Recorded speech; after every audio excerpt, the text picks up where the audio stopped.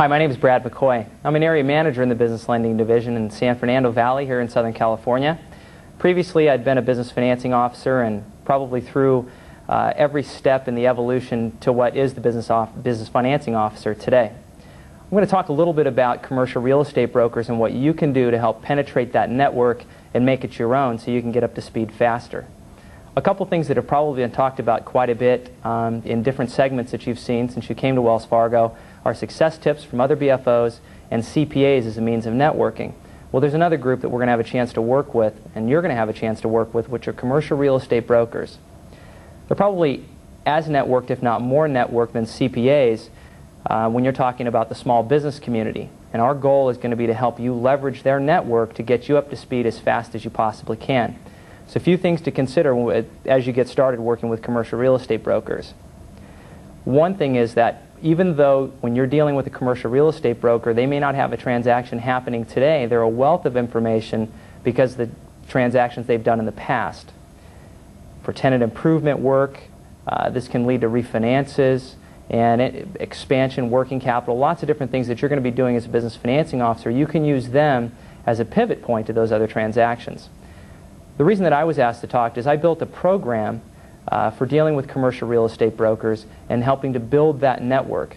And when we talk about some of the strategic things that why these people are important and how we're going to go about doing this program, the next step will be to talk about some tactical things.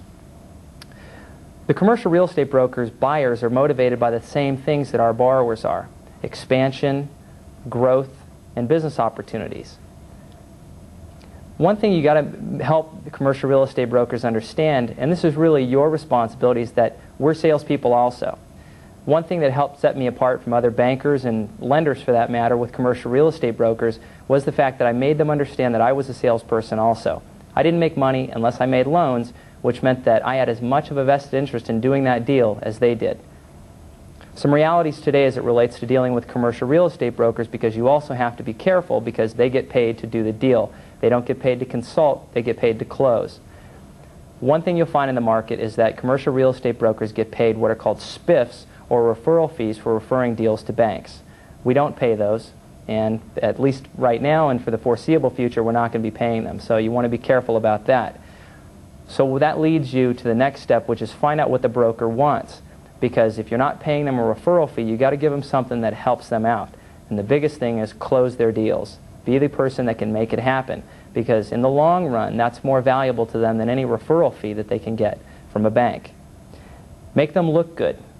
One thing that brokers are not, for the most part, are finance professionals. When I first started working with brokers, I got a lot of calls from brokers asking me what the payment was. Once they would refer me a deal, they'd be going out on an appointment, and they'd call me up and say, "Brad, what's the payment?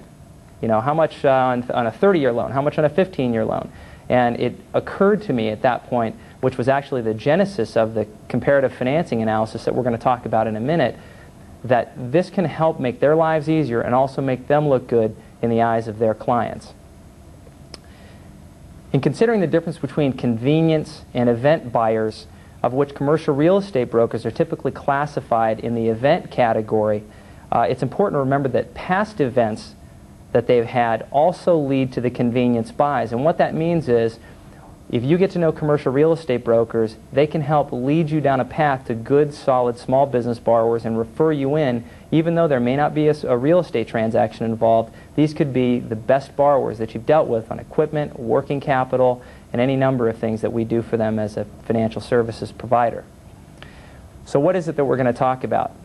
Well, it's a comparative financing analysis, and what you'll see are some examples brought up on screen for you of what the comparative financing analysis looks like. So what I'm going to take you through is strategically why it's important and how it works, and then I'm going to talk to you tactically about what you can do on a daily, weekly, and monthly basis to make this work, get you involved with commercial real estate brokers, and help leverage that into much larger quarters than hopefully you ever imagined. So the comparative financing analysis is both static and dynamic if you consider the fact that it's static in the sense that it is a rate and fee sheet, so that any person out there knows what our rates and fees are given that week or month whenever you're sending that out.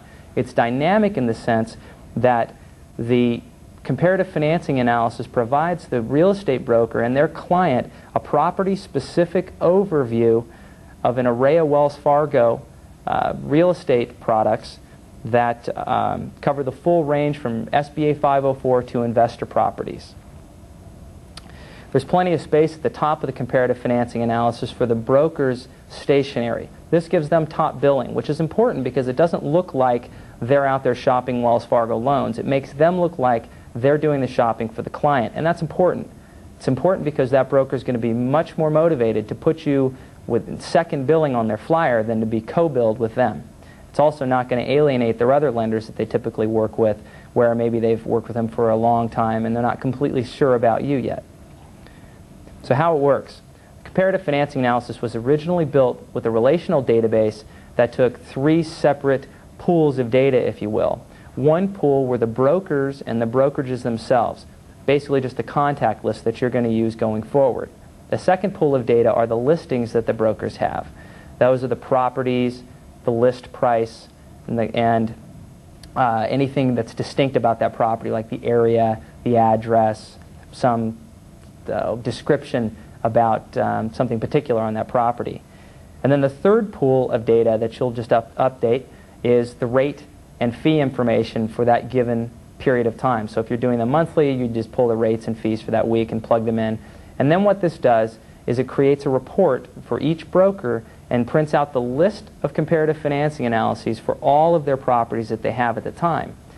And if you look at the example that was on screen, what that shows them is that, say, for a property at 1234 Test Way, if the price is $500,000, it shows them the percent down, the monthly payment, the rate, and the fee for every type of loan that Wells Fargo offers. And those are all the loans that a particular small business would want, from an SBA all the way over to if they were buying it for an investment. So how to identify brokers to work with before we talk about actually working with the brokers? There are a few different ways you can do this. One is get data from your area manager or division manager on past real estate transactions that have occurred in your market. There are some companies like Comps, Infosystems, DataQuick. Depending upon your market, the information source might be different, but the point is this. You want to deal with the brokers who are doing deals and not just any broker that's out there. And there are information sources that can help get you to the people that are the players in your market, because they're the ones that you want to network with, because they'll send you more deals and they can help you out. The other one is watch the signs. When you're driving around in your market, you want to look at the signs that show the broker's name, the firm, and the phone number. If you see a particular broker and they've got lots of signs, then you know that person's probably pretty active in the community. The important thing to underscore in this entire program is this. It's not necessarily about doing real estate loans. It's about building a network and being visible in your market, because that's how you're going to find a lot of deals and you're going to get up to speed really fast. By dealing with the brokers that have lots of visibility and piggybacking on their efforts, that's going to get you up to speed that much faster. So watching the signs is a pretty important way of doing it.